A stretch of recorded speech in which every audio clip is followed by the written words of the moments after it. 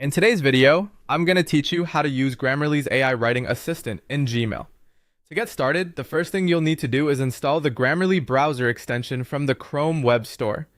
This extension allows Grammarly to work directly inside Gmail, so you can get writing help without leaving your inbox. Once you're in the Chrome Web Store, search for Grammarly, choose the official extension, and add it to Chrome. After it's installed, make sure the extension is enabled in your browser so it can appear when you're writing emails. Next, open Gmail.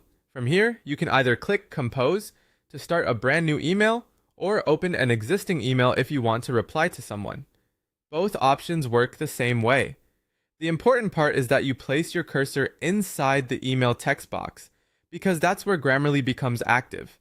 If the extension is working properly, you should begin to see Grammarly's tools appear within the writing area. Now look for the Grammarly icon, which usually appears in the bottom right corner of the email text box. This icon is your main access point for Grammarly's writing assistant features inside Gmail. If you don't see it right away, click inside the message area and wait a moment for it to load.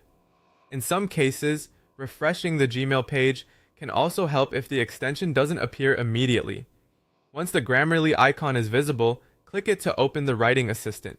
From there, you can use the AI features to help draft your message or improve something you've already written.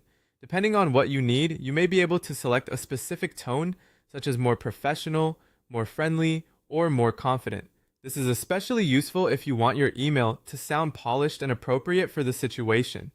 You can also click the Rewrite button if you already have text in your email and want Grammarly to reword it for you. This can save time and help make your message clearer, smoother, or more concise. As you review the suggestions, take a moment to make sure the rewritten version still matches your intent before sending the email. That's it. Once you're comfortable using the Grammarly icon in Gmail, you can quickly draft, refine, and improve your emails with less effort and more confidence.